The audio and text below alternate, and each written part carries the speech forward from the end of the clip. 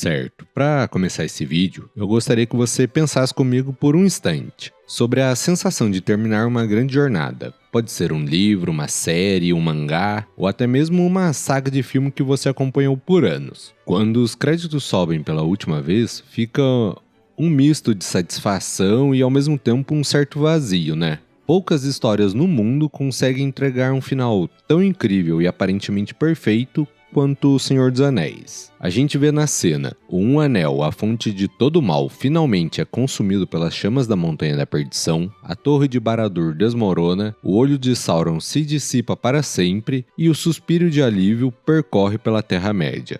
A guerra acabou. Nós vemos Aragorn, o herdeiro perdido, finalmente reclamar o seu trono, coroado como rei em uma cerimônia que une todas as raças livres. Vemos os hobbits voltando para casa, para o condado, sendo celebrados como heróis. E vemos o Sam se casando com sua amada El feliz para sempre, em sua forma mais pura e épica. A paz foi restaurada, o bem venceu, o mal foi derrotado. Fim. Acabou, certo? Errado. Completamente errado. O que os filmes do Senhor dos Anéis nos mostram com toda a sua beleza e poder é o fim da guerra, mas não o fim da história. O verdadeiro encerramento da jornada dos nossos heróis e o destino final da Terra-média na Quarta Era são contados pelo Tolkien em detalhes que a maioria das pessoas nunca conheceu ou sequer vai conhecer. São histórias que se escondem nas cartas e nas entrelinhas de uma mitologia grande e complexa. São contos de despedidas, reinados longos e prósperos e amizades que desafiam as barreiras da própria morte. E, acima de tudo, da lenta e melancolia transição de um mundo de magia para o mundo dos homens. Então, se você, assim como eu, sempre sentiu falta de alguma coisa, que a história não podia simplesmente terminar ali, prepare-se. Porque hoje nós vamos além da tela do cinema. Vamos abrir o livro vermelho do Marco Ocidental e descobrir o que realmente aconteceu depois que a música parou de tocar. Afinal de contas, este é o verdadeiro final de O Senhor dos Anéis. Só um parênteses antes da gente começar o vídeo. Eu vou estar deixando um link da Amazon e um da Shopee aqui no primeiro comentário fixado, que são links de afiliado. Assim, qualquer coisa que você comprar, tanto na Amazon quanto na Shopee por esse link, você vai estar ajudando o canal, me dando uma porcentagem e não vai gastar nada mais por isso. Assim, é uma forma que me incentiva a continuar produzindo aqui. Então, muito obrigado de coração. E se por um acaso alguém aí comprar qualquer coisa que seja, mesmo uma bala, me avisa aqui nos comentários para eu saber, porque eu quero saber se esse link funciona mesmo ou se eu fiz alguma coisa errada. Mas bora pro vídeo. Pois bem, pra gente entender o que vem a seguir, a primeira coisa que a gente precisa aceitar é que o fim da Terceira Era não foi como uma virada de página, mas sim como um lento pôr do sol de um dia muito longo. A derrota do Sauron foi só o catalisador, mas as mudanças no mundo foram graduais e muito mais profundas e tristes. E é por aqui que a gente começa com a partida daqueles que carregaram o maior fardo. O nosso primeiro ponto é a despedida inevitável dos portadores do Anel. Naquela cena de partir o coração nos Portos Cinzentos, vemos Frodo e Bilbo. A partida de Frodo, em especial, precisa ser compreendida de uma forma mais completa. Ele foi ferido por armas de pura maldade, e essas feridas nunca cicatrizaram de verdade. É como ele mesmo diz, por um Sam triste e desolado, tentando explicar a sua partida, nas palavras do próprio Frodo: "Fui ferido, ferido demais." Essa frase resume tudo. A viagem para as Terras Imortais era, portanto, uma necessidade, não um prêmio, mas a única forma de tratamento de suas feridas da alma. A graça concedida a ele não foi a imortalidade, mas sim a chance de encontrar paz e cura em uma terra sem maldade, antes de que sua vida mortal chegasse ao seu fim natural. E, junto com ele, claro, vai o Bilbo, já incrivelmente velho, buscando a mesma paz. Mas e o Gandalf? Bom, o Gandalf era um Maia, um espírito primordial enviado pelos Valar, os guardiões do mundo, em uma forma humana para aconselhar os povos da Terra-média. Ele era um dos Instari, os magos, e é bom lembrar que ele não era o único. Afinal, a ordem era composta por 5. Saruman, que todos nós conhecemos e que caiu em desgraça, Radagast, o Castanho, que se perdeu em seu amor pelos animais e pela floresta, e 2 magos azuis, que foram para o leste distante. E o destino deles é ainda um grande mistério nas obras do Tolkien. Inclusive, se você quiser que eu faça um vídeo só sobre teorias e toda a explicação sobre os magos azuis, deixa aqui no comentário. Agora, dentre todos os 5 magos, Gandalf foi o único que cumpriu a sua missão até o fim. E com essa missão heroicamente cumprida, era hora dele voltar para casa. E, por fim, temos Elrond e Galadriel. A partida deles é um símbolo máximo do fim de uma era. Eles não eram apenas elfos nobres. Eles eram os portadores do Anel Vilha e Nenya, que são 2 dos 3 anéis élficos. O poder desses anéis era preservar a beleza e a juventude atemporal dos reinos como Valfenda e Lothlórien. Mas os anéis também estavam ligados à existência do Um Anel. E com a destruição do Um, a fonte que equilibrava seus poderes se foi. E com isso, os seus reinos, que antes eram protegidos de apodrecer do mundo, começaram a meio que murchar. A era deles na Terra-média estava sem dúvida chegando ao fim. E se a era dos elfos terminava, a dos homens começava com força total. E isso nos leva ao segundo e grandioso ponto: o longo e próspero reinado do rei Elessar.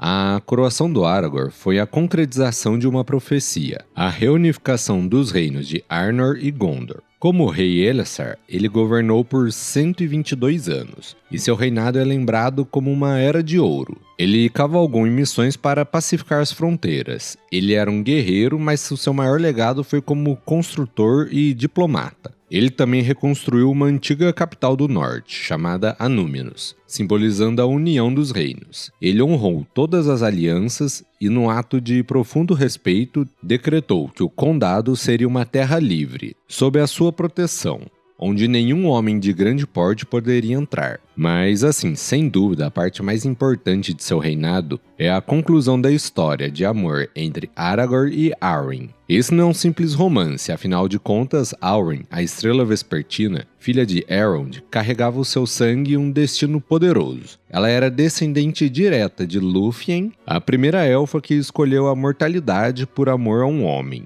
mas também era descendente de Eärendil, o meio-elfo navegador que se tornou uma estrela e um símbolo de esperança para o mundo. Na Arwen, o sangue de elfos e homens se unia de uma forma única, e sua união com Aragorn não era só um casamento, mas como se fosse uma reconciliação final e simbólica dessas duas linhagens, curando assim uma antiga separação. E claro, não podemos falar de heróis sem falar dos pequenos hobbits. O que aconteceu com eles quando voltaram para casa? Isso nos leva direto ao nosso terceiro ponto, o condado e o legado duradouro de Sam, Merry e Pippin. Após a partida de Frodo, o Sam se tornou uma figura central do condado. Ele se casou com a sua amada Rosa e juntos tiveram 13 filhos. Ele foi eleito prefeito por 7 mandatos consecutivos, servindo assim por 49 anos. Ele era um líder amado, que usou sua sabedoria para curar a terra, mas o destino dele ainda guardava uma última esperança, uma última graça. Quando a Rosinha faleceu e Sam já estava muito velho, ele entregou o seu bem mais precioso, o livro vermelho do Marco Ocidental, para sua filha mais velha, Elanor. E então a lenda diz que ele foi pela última vez aos Portos Cinzentos. E como também foi o portador de um anel,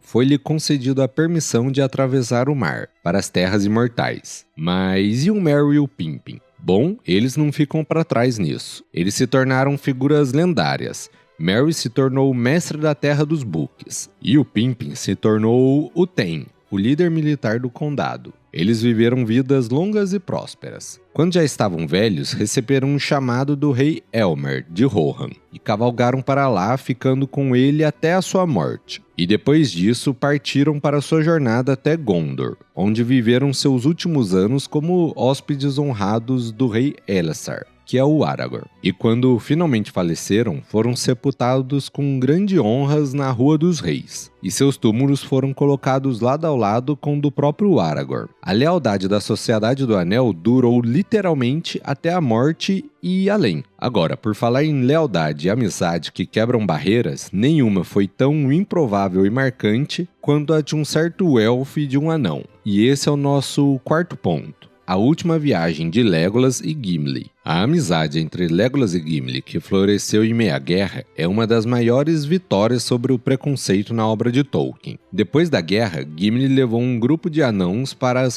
cavernas cintilantes de Aglar, e lá ele criou uma nova e próspera colônia, tornando-se assim o Senhor das Cavernas. Enquanto isso, Legolas, fiel à sua promessa, trouxe os elfos de sua casa para restaurar a beleza de Ithilien, em Gondor. Os dois viveram por muitos anos, mas quando Aragorn, seu grande amigo, finalmente faleceu, Legolas sentiu que a sua hora na Terra-média também havia chegado. Ele construiu um navio cinzento e, antes de partir, fez algo que ninguém jamais esperaria. Convidou seu melhor amigo, Gimli, para ir com ele. E dizem as lendas que por causa da sua grande amizade e seu grande respeito pela Dama Galadriel, o Gimli aceitou. E se tornou assim o primeiro e o único anão da história a receber a permissão de cruzar o mar e ir para as Terras Imortais. A amizade deles foi tão poderosa que quebrou as regras estabelecidas desde a criação do mundo. É um final até que poético para uma das duplas mais icônicas da literatura. E isso nos leva ao clímax emocional de toda a Quarta Era, o nosso último ponto. A despedida de Áurin e o crepúsculo da magia. Aragorn viveu uma vida muito longa, morrendo com 210 anos. Mas ele não definhou, como os antigos reis de Númenor. Ele sentiu a proximidade da morte e escolheu a hora de partir. Ele se despediu do seu filho Eldarion e entregou para ele a coroa e o cetro, e partiu em paz. Mas para Arwen, que havia escolhido a mortalidade, a partida de seu amado trouxe o verdadeiro inverno na sua vida. A dor da perda era algo que a sua alma, mesmo tendo escolhido esse destino, jamais poderia compreender totalmente. Ela se despediu de todos e viajou sozinho para a terra de Lothlórien. Porém, a Lórien que ela encontrou não era mais a mesma. Estava silenciosa. As folhas douradas haviam caído. Estava vazia. E lá, no topo da colina, onde um dia ela e Aragorn prometeram seu amor, ela sentiu o peso de sua escolha. E como diz o próprio apêndice do livro, ela deitou-se sobre os galhos de Cairn Amarok e ali descansou para sempre. E assim, na minha opinião, esse foi um final muito poético para ela, ao mesmo tempo bonito, mas trágico. E agora, com a morte da Arwen, a última grande ligação com a Era dos Elfos entre os homens se foi. Eldarion se tornou o segundo rei reunificado. E a partir dele a história se torna diferente, e isso é de propósito. Tolkien escolheu não detalhar a Quarta Era com a mesma riqueza das anteriores, para que a Terra-média pudesse, lentamente e simbolicamente, se transformar no nosso próprio mundo. É como se a história dela fosse o nosso mito de fundação, um passado profundo e esquecido. E também vale a pena dizer que o Tolkien começou a escrever uma sequência que ia se passar na Quarta Era, chamada de A Nova Sombra, mas ele abandonou rapidamente, dizendo que a história era sombria e deprimente demais, focada em conspirações e cultos secretos. Ele sentiu que com a partida da magia, o espírito da Terra-média que a gente ama já não estava mais lá. O mundo foi pouco a pouco se tornando menos mítico e mais histórico, governado pelas escolhas, glórias e tolice dos homens. Inclusive, se você quiser saber mais sobre esse livro, deixa aqui nos comentários também que eu vou reunir tudo que tem sobre ele e trago aqui para vocês. Agora eu pergunto para você, você conhecia todos esses detalhes sobre o que aconteceu depois do fim da Guerra do Anel? E qual deles foi a sua favorita? O final do Frodo, do Aragorn ou de algum dos outros que eu citei aqui? Para você, qual foi o mais legal? E se você curtiu o vídeo, não se esquece de deixar o seu like e se inscrever aqui no canal, porque isso me ajuda demais. E também não se esquece, se quiser comprar alguma coisa, qualquer coisa, na Shopee ou na Amazon, compra pelo meu link de afiliado aqui no primeiro comentário fixado, porque assim você me ajuda demais. Agora, muito obrigado por me acompanhar em mais um vídeo. É isso, valeu e fui!